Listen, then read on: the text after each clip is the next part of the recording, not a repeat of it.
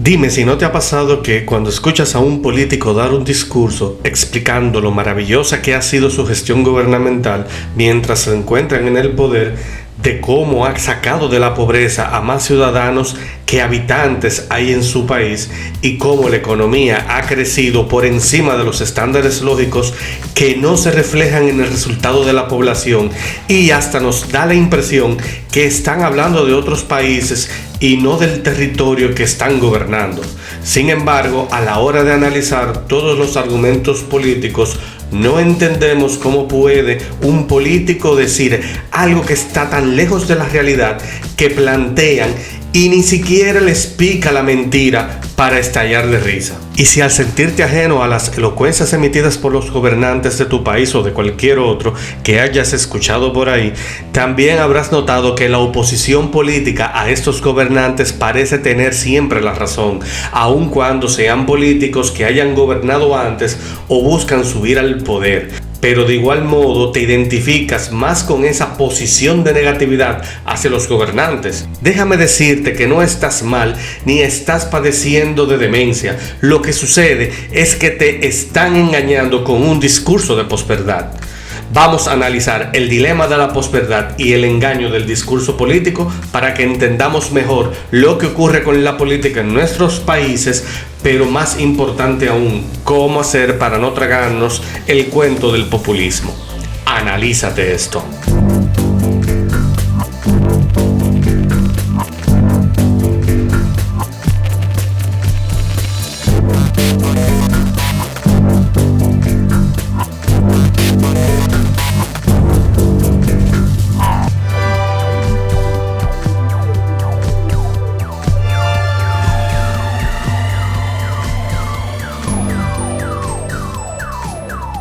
La posverdad, por definición, se explica muy bien de la siguiente manera. Es un neologismo que implica la distorsión deliberada de una realidad en la que priman las emociones y las creencias personales frente a los hechos objetivos, con el fin de crear y modelar la opinión pública e influir en las actividades sociales.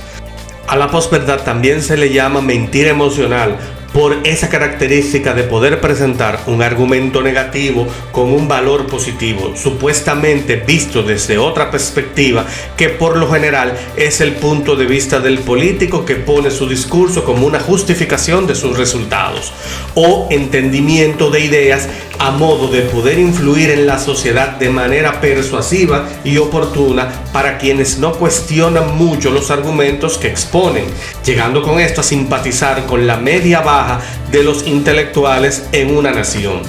En pocas palabras, el discurso de posverdad simplemente refleja la posición bien vista de un hecho o razón y obvia la parte negativa de aquello que se presenta como razonamiento del político en su discurso. Por ejemplo, cuando cuestionan a un político por actos de malversación de fondos en el Estado, es normal evadir la responsabilidad propia como persona pública que debe responder al interés del pueblo y argumenta algo como: pero otros lo han hecho y a esos no lo señalan. O también, esto es una persecución política. O es culpa de los imperialistas. Entre otras cosas que se pueden mencionar. Un ejemplo clásico de este tipo de casos es el siguiente. ¿Y que podrían venir? ¿Pero cuál corrupción?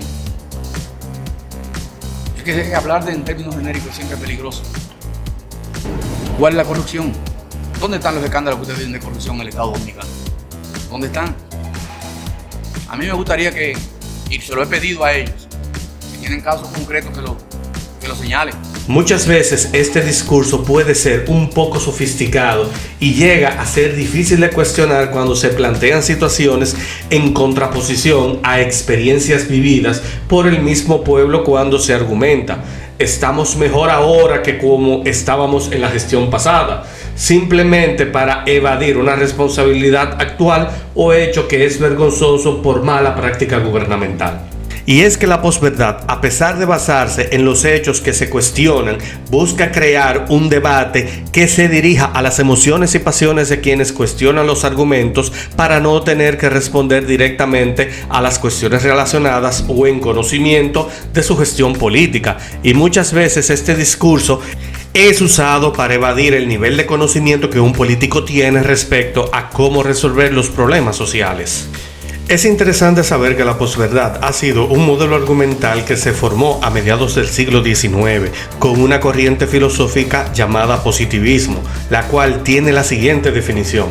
Es una corriente filosófica que afirma que todo conocimiento proviene de la experiencia, a la vez que se obtiene mediante el método científico. Se llamó a sí mismo como positivismo porque la validez de las evidencias se prueba siempre y cuando éstas provengan de la disertación de la experiencia previa o positiva y no a posteriori, ya que algo que no se conoce no puede ser cuestionado hasta demostrar su valía a partir de las experiencias directas. Esto no está mal del todo, ya que en un momento parecía que algo que solo provenía del pensamiento libre, como la metafísica o la religión, las asumíamos como pseudociencias por no poder ser demostradas y solo asumía el método científico como único método de obtención de evidencias objetivas y desmeritaba las ciencias sociales. Y fue aquí donde esta línea de pensamiento presentó su principal debilidad. Sucede que el pensamiento interpretativo es muy subjetivo desde el punto de vista de la experiencia previa, ya que todo aquello posible de pensar era prácticamente evidenciable ante los ojos del positivismo. Para poder entender esto mejor, te lo explico con el siguiente ejemplo. Si dibujamos un triángulo, esta figura puede tener distintas interpretaciones según el punto de vista de cada quien y desde la lógica del pensamiento que lo quiera ver o expresar. Es decir, un triángulo compuesto simplemente por 3 líneas puede tener los siguientes significados. Para un matemático puede ser una figura geométrica y esto es correcto, pero para un geólogo puede significar una composición molecular de un mineral. Para un egipcio puede ser una pirámide. Para un sociólogo puede significar un esquema piramidal. Para un conspiracionista significa el símbolo del ojo que todo lo ve. Y para un gamer es la trifuerza de la leyenda de Zelda, entre otros posibles planteamientos que podamos hacer. Concretamente, todas y cada una de estas interpretaciones del significado del triángulo es correcta, porque está basada en la experiencia propia de cada persona que lo quiere interpretar, y esto no puede llevarse a discusión porque no estaríamos discutiendo tomando en cuenta el significado real y único que puede tener las 3 líneas dibujadas en el papel, sino que el debate sería en función de la apreciación personal de cada individuo, por lo que el positivismo plantea que no se puede refutar. De aquí surge la falacia de la experiencia vivida, que plantea, por ejemplo, que un experto en administración no puede cuestionar la gestión pública si no ha estado trabajando nunca para el gobierno, argumento usado muy comúnmente por políticos cuando son cuestionados por periodistas y comunicadores de manera abierta en ruedas de prensa, o cuando son sometidos a la justicia y son abordados al respecto de estas acusaciones. A partir de este punto, el positivismo impulsaría la línea argumental que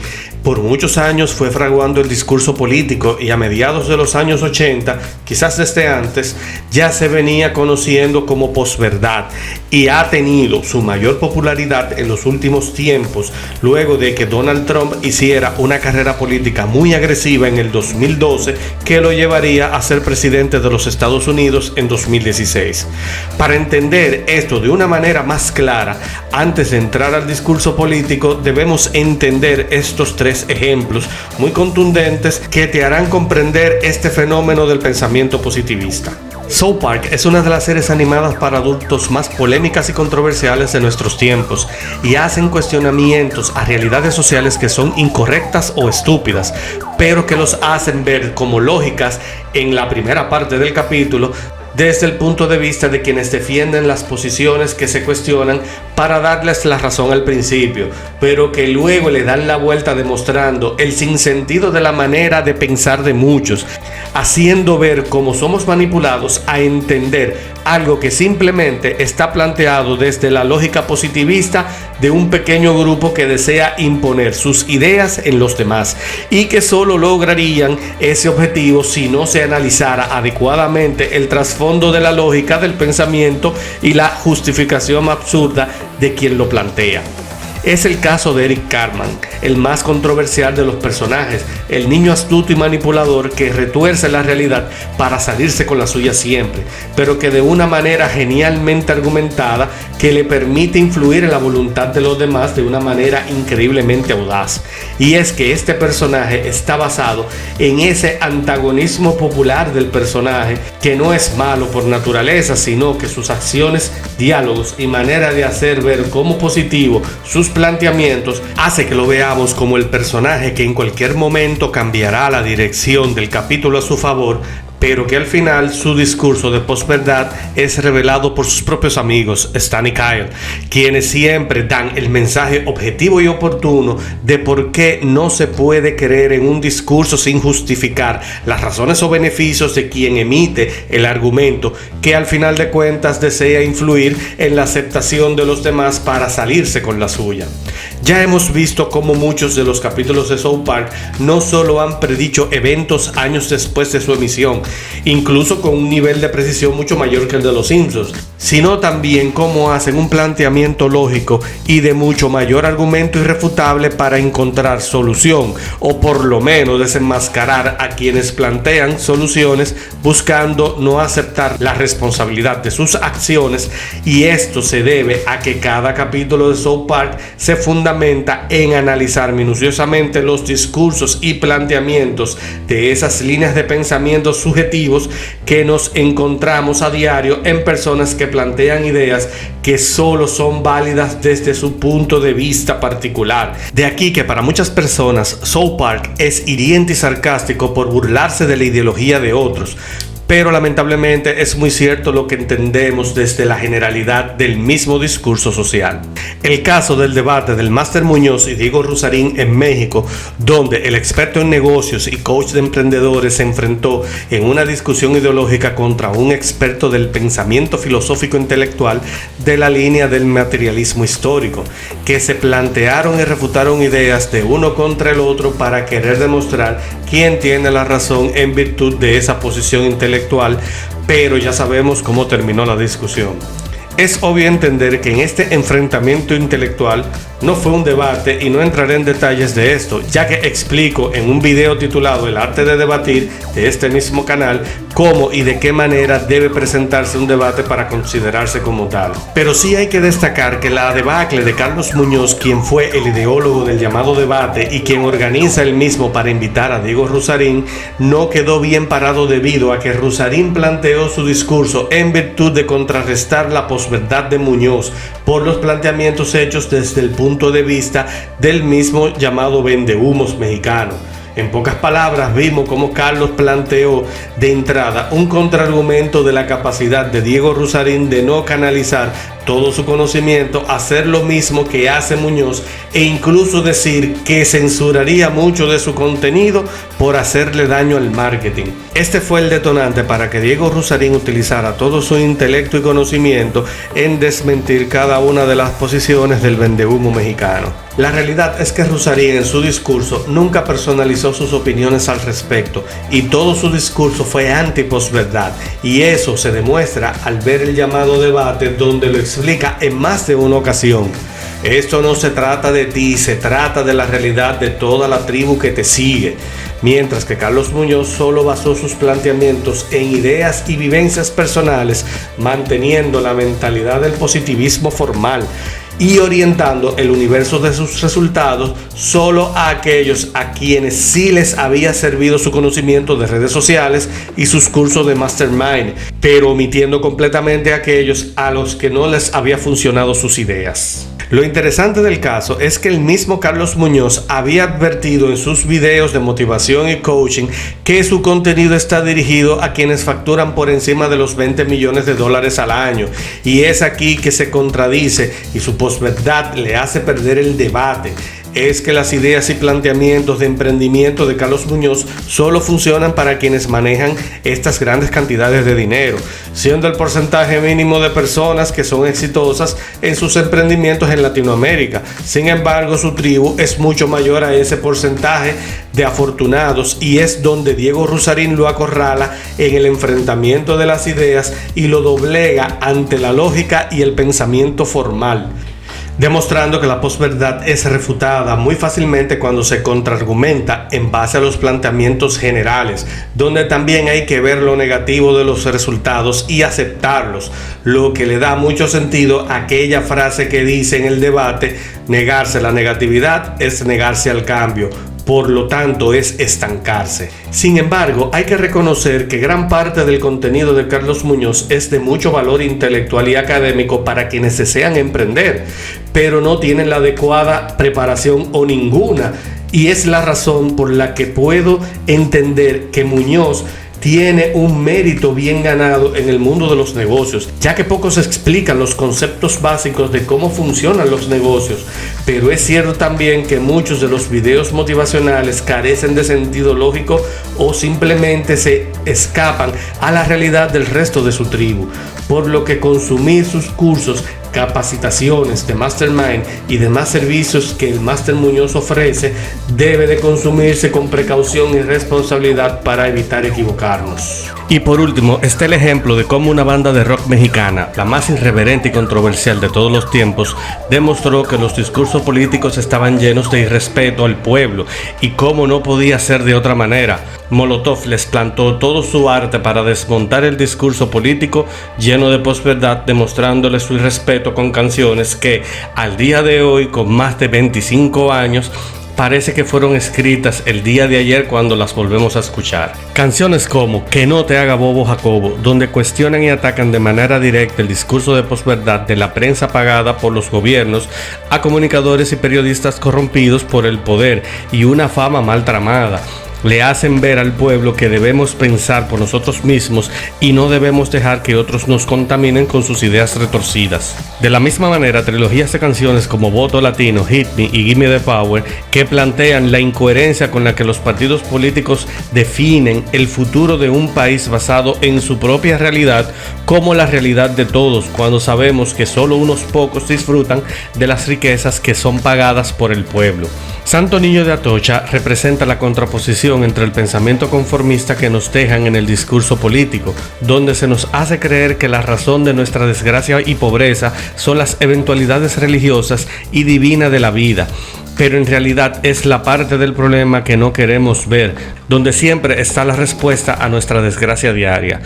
Molotov al día de hoy sigue siendo un verdadero referente y voz de toda la realidad de los pueblos latinoamericanos que viven en esa hipotética realidad que se ve en los discursos políticos y que no tienen cómo justificar sus deficientes gestiones administrativas y gubernamentales para guiar las arcas de las naciones que, teniendo la suficiente riqueza, no podemos negar la pobreza en la que hoy vivimos. Ya entendiendo cómo funciona la posverdad, podemos decir que es una corriente de pensamiento que se basa en la franca mentira de quienes deben rendir cuentas, siendo una práctica incorrecta y poco profesional por su falta de ética y de muy baja moral. Cuando vemos incluso a un político decir algo hoy para defender su posición respecto a un tema, pero tiempo después son capaces de contradecir y tragarse sus propias palabras cuando hablan de esos temas sobre la corrupción, decisiones incorrectas o poco válidas para resolver alguna situación, pero siempre buscando una excusa para no aceptar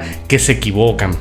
Por ejemplo, en la República Dominicana tenemos una Cámara de Diputados y una de Senadores que reciben fondos adicionales a los beneficios que de por sí ya tienen por la posición que ocupan en el gobierno, siendo elegidos por el pueblo. Este incentivo adicional que reciben se conoce como el cofrecito para los diputados y el barrilito para los senadores. Originalmente se aprobó el pago de estos fondos adicionales para que puedan cubrir ciertas exigencias de los municipios de las provincias que ellos representan y se justificó por la dificultad de poder cumplir con suministros menores que los allegados al diputado o senador le exigen como ayuda. Estas ayudas generalmente son para comprar medicamentos y para cubrir consultas médicas, pagar algunas deudas menores e incluso facilitar alimentos para varias familias comer mientras se aprueban las leyes que permitirán que estas situaciones se resuelvan. Hasta aquí sería comprensible que durante un tiempo corto se disponga de estos fondos en lo que se gestionan las leyes para que se pueda resolver estas precariedades. Sin embargo, no es de interés de que estas situaciones se resuelvan porque no necesariamente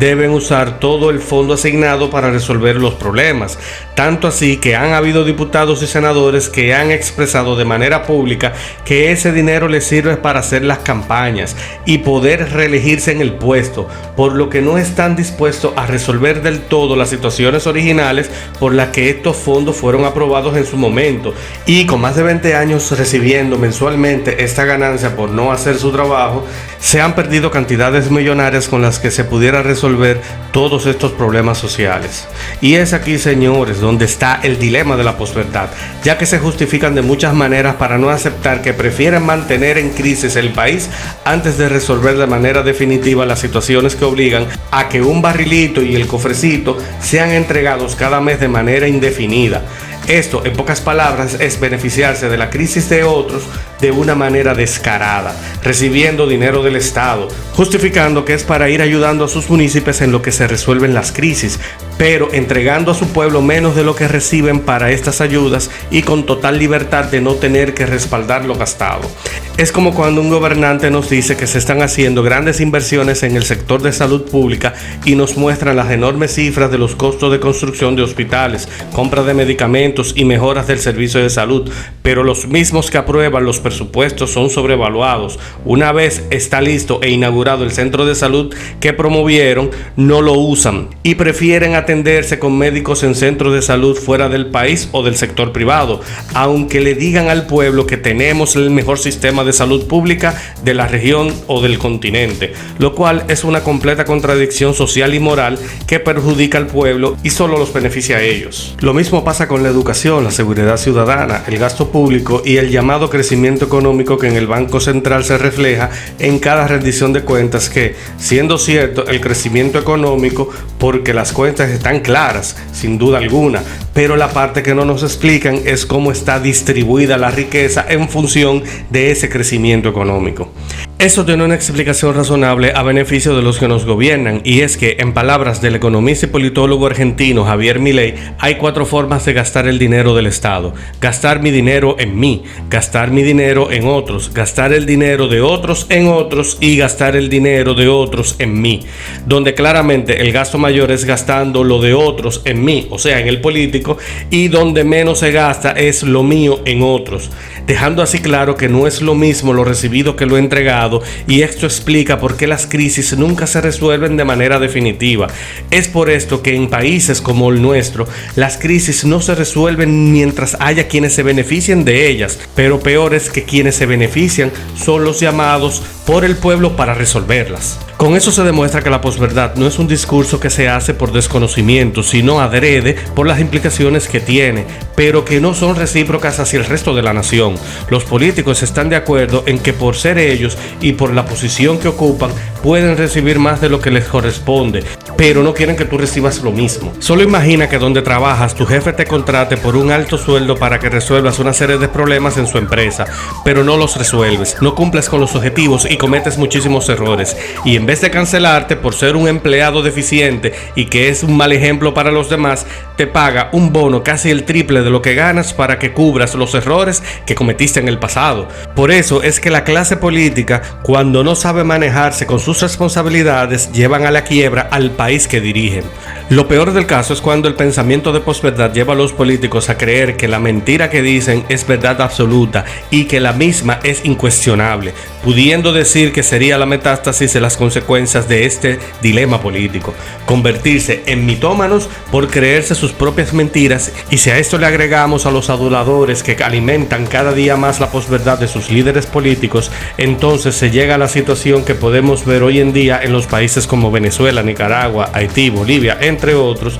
donde ya la cordura de sus líderes no les permite distinguir entre la realidad y la fantasía dentro del caos que viven, que ellos mismos han provocado, y si no es cierto que aceptan que son dictadura, nada más lejos de la verdad que hoy en día el resto del mundo los asume como tal. El caso Corral en la República Dominicana, donde se dictaron 18 meses de prisión preventiva a varios militares de alto rango por varias acusaciones imputadas, y que se constituyó en el caso más visto en el país país en todos los tiempos, cuando el oficial Girón, uno de los principales implicados, decidió de último momento cooperar con el Ministerio Público, confesando y validando las evidencias presentadas, dando un giro histórico a la situación. Lo más interesante de todo esto fue que la defensa de los imputados, en todo momento del conocimiento de la medida de coerción, daban crédito y argumentos a la inocencia de sus defendidos de una manera casi celestial. Tanto así que cuando Girón empezó a explicar cómo operaba el entramado, dando declaraciones directas y mencionando a los mismos implicados ya imputados,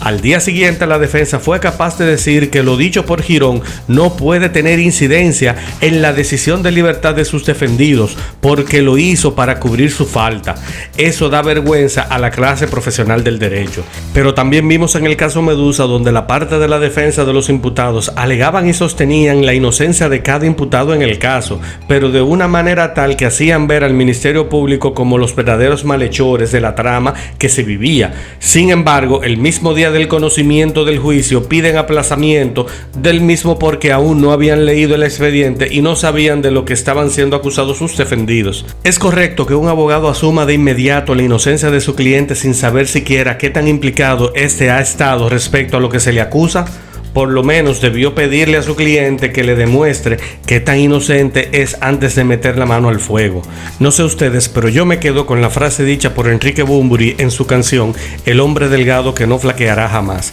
cuando dice: lucharé contra todos los que digan lo mismo que yo y no me contradigan. Pero no todo es malo en la posverdad, y es cierto que muchas veces se necesita un discurso esperanzador para un pueblo que va viviendo la decadencia provocada por sus líderes, y muchas veces es necesario decir una que otra cosa que, aún sin ser verdad, no le quite las esperanzas de ver que las cosas mejorarán en un futuro no muy lejano. Lo malo es usar este discurso como una herramienta del nepotismo, llevando de la mano la emoción de la esperanza de un pueblo a un proselitismo de política popular e incluso llegar al fascismo para imponer la realidad única de un líder por encima del bienestar del pueblo. Aquí la lección que debemos de aprender es que para darnos cuenta de la calidad del discurso y detectar si está basado en un pensamiento de posverdad, debemos hacer lo siguiente: cuestionar los puntos negativos de la gestión que no son expuestos en el discurso en su momento. Siempre hay puntos a corregir o fallas dentro de una gestión. Esto es normal, pero no es correcto menospreciarlos o negarlos, evitando así el estancamiento. Observar en la justificación del discurso si se desmerita a otros por mostrar o reflejar ese error que se desea ocultar. Una cosa es reconocer los errores y trabajar en ello, pero otra cosa muy diferente es echar la culpa de esos errores a otros, a la gestión gubernamental pasada, o asumir el error, pero decir que no es la gran cosa cuando se sabe que sí lo es. Hacer ver como sencillas las soluciones a problemas complejos. Esto conlleva a caer en el populismo o en el idealismo existencial, donde se argumenta que la solución se explica de manera sencilla porque ya se sabe cómo resolver la situación y no es necesario explicarla. Pero muy al contrario, la explicación debe ser completa para realmente poder apreciar el grado de compromiso y de validez de la solución planteada. Decir en qué tiempo se resolverá cierto problema o cuánto costará son puntos importantes a considerar siempre, y revisar discursos pasados y verificar si contradicen lo actual, lo que hace ver si realmente muestra empeño en solucionar los problemas en virtud de lo que en el pasado criticaron o desmintieron de las pasadas gestiones y que ahora tienen la oportunidad de demostrar si están cumpliendo o no de manera íntegra. Así que ya sabes, para la próxima vez que escuches un discurso político y te sientas que ese mundo de fantasías que nos pintan los políticos no se asemeja en nada a la realidad, no es que estás mal, es nuestro amigo congresista que no tiene la más mínima idea de lo que está diciendo y no tiene muchos argumentos que presentar y por eso se los inventa solo para quedar bien. Los más ignorantes son los que nunca van a cuestionar lo que un político nos quiere decir para justificarse y salirse con la suya. No sigamos siendo los ignorantes que los políticos quieren que seamos y aprendamos a contrarrestar las malas prácticas gubernamentales en nuestros países. Sigamos siempre defendiendo la libertad y la soberanía ante cualquiera que pretenda robarla. Espero que el video te haya gustado y que te haya servido de algo. Déjanos tu comentario en la caja de comentarios de más abajo y no olvides darle me gusta, compartir el video, suscribirte a nuestro canal y activar la campanita de notificaciones para que sigas recibiendo estos videos de primera mano cada vez que subamos en nuestro canal. Así que ya sabes, te esperamos en el próximo video. Analízate esto.